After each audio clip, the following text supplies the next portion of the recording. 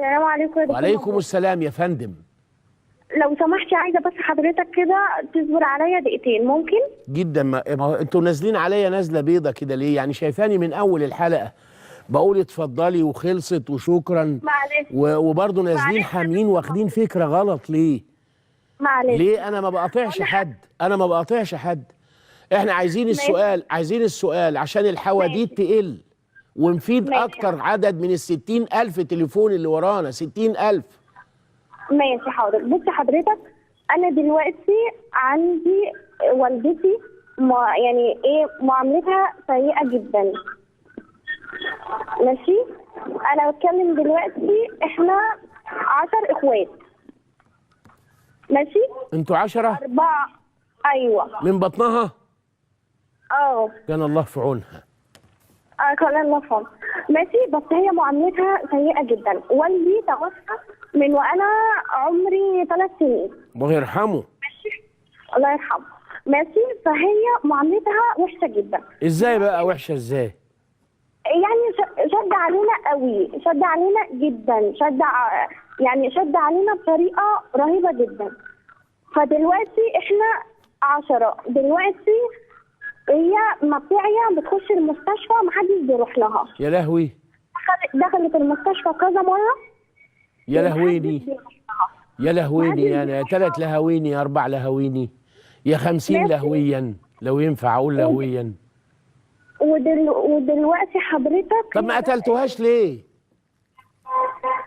انا بتكلم على ان انا بروح لها لا، هل انتوا فكرتوا تقتلوها وتريحوا نفسكم؟ لا، انا بس عايزاك توجه كلمه ليها ولاخواتي. لا، ما انا هوجه كلمه ليها، هقول لها شاطره، لان حضرتك مش اقل من 25 سنه، ومعنى ان امك مات ابوكي وانت عندك 3 سنين، يعني متأرملة عليكوا بقالها 20 سنه، مع تفاوت في سن اخواتك. ما كانتش تشد عليكوا كنت هتطلعوا شوارعيه. لو كانت امك بسكوته انا ما عرفتش منك معنى تشد علينا يعني ايه.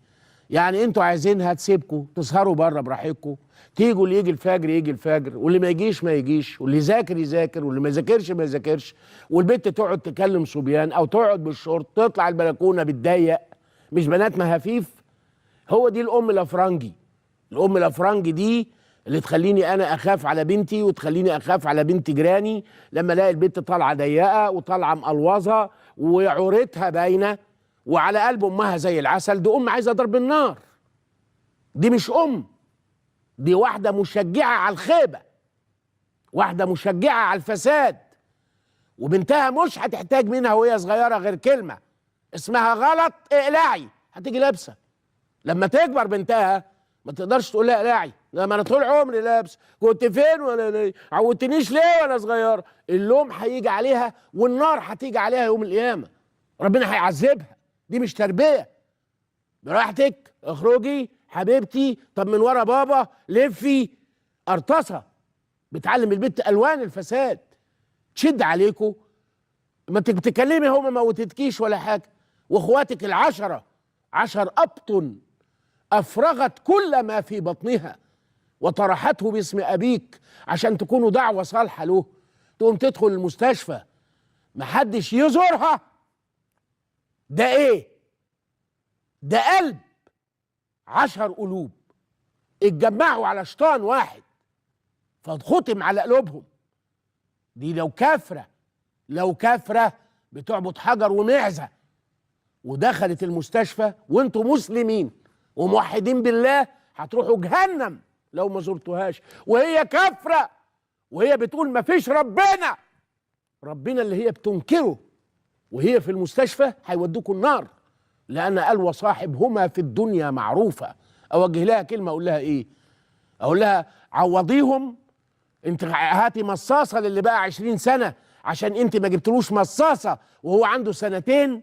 أوجه كلمة أقول لها إيه غير كان الله في عونك، والله يشفيكي والله يعافيكي. وأرجو أن تكون شدتك على بنيك وأبنائك وبناتك ال10 شدة الحريصة على مستقبلهم، لأن الراعي قد مات فكنت الأب وكنت الأم، والآن أن عينيك تذرفان الدمع قبل الغروب لتشهد الشمس دمعات أم جريحة على 10 أبطن ليس فيها قلب يرق لله ويرق لرسول الله ويرق لدين الله، ويذهب إليها في المستشفى ليقبل يدها ويمسح على جبينها ويقول لها ليتني الفداء لك وليتني مكانك، تسلمين وتخرجين في عافية يا من كنت ساكنا في جوفك أتقلب في رحمك، ويا من شقيت من أجلي.